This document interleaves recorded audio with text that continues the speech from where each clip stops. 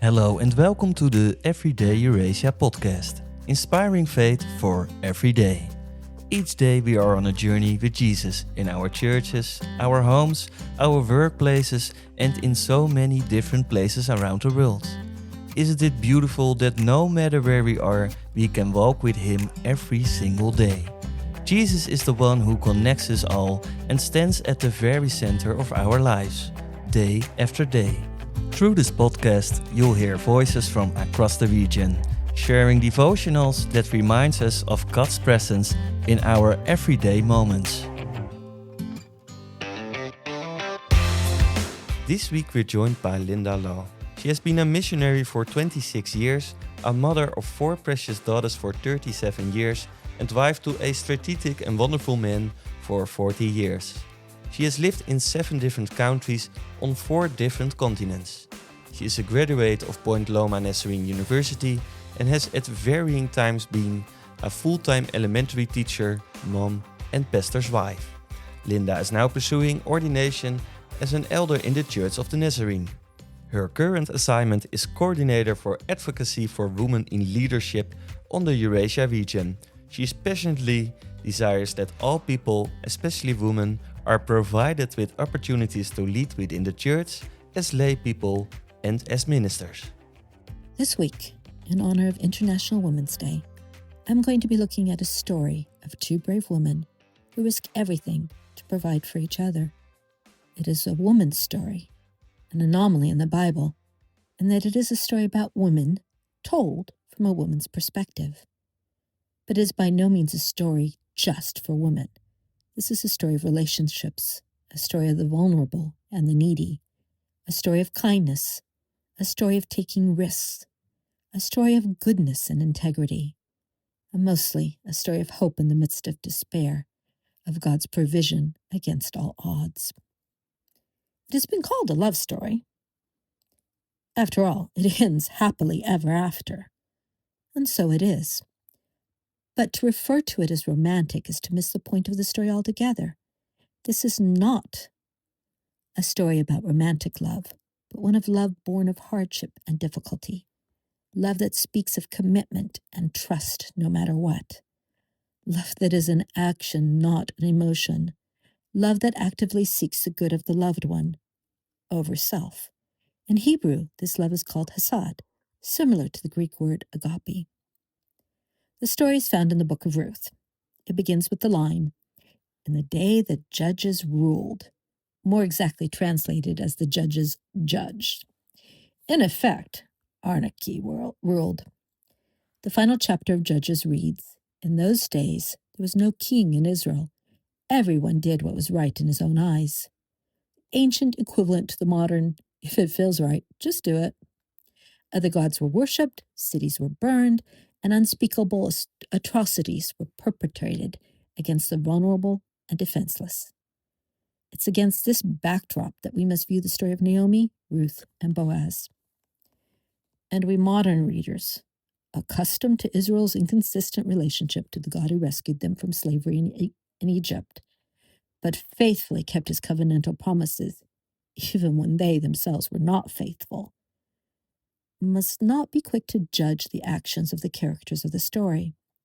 They were simply people living in a hostile world, trying to survive. Ruth is a story of journeys, of going out and returning home. Our story begins with a famine in the land that the nation of Israel occupied. The family of Elimelech of Bethlehem, ironically translated as the house of bread, go out to the fields of Moab among non-Israelites. The story does not say that Elimelech prayed first. Remember, this is during the time when everyone did what they thought was right in their eyes.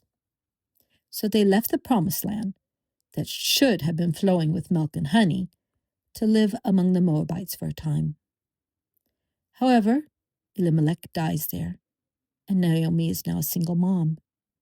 Her 2 sons marry Moabite women, and within 10 years the sons die as well, leaving 3 women alone to fend for themselves. Interestingly, up until now they have been called her sons. But in verse 5, Naomi was left without her 2 boys. Had her bitterness and grief been about provision, they would be her sons, those who were by law and culture obligated to provide for her. But here, in her loss, they are her boys. She has lost home and husband, and now she must bury her boys. She is a mom grieving for the loss of her children. Elimelech's plan did not play out well for Naomi. There isn't an extended family for her to turn to. It is now in her hands to sort things out for her and her daughters-in-law. And now it is very much a woman's story. But one may ask, where's God in the story? Where verse 1 begins with the judges, verse 6, after the death of her boys and her husband, begins with the news Naomi hears of Yahweh's provision of food for his people. Yahweh has not deserted the people of the promise, nor has he deserted Naomi in her despair. He was not evident, but that did not mean he was absent. God most often works behind the scenes, moving and orchestrating events until the moment is right for the pieces and players to come together. Isaiah 40 says, "Why do you say, O Jacob, and speak, O Israel? My way is hidden from the Lord, and my right is disregarded by my God. Have you not known? Have you not heard? The Lord is the everlasting God, the creator of the ends of the earth. He does not faint or grow weary. His understanding is unsearchable. He gives power to the faint, and to him who has no might, he increases strength. Even youths shall faint and be weary, and young men shall feel exhausted. But they who wait for the Lord shall renew their strength.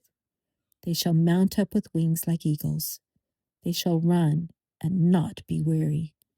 They shall walk and not faint." Though Naomi felt alone and disregarded, she was not. God was there. He understood her predicament. He was already at work, ready to redeem and restore.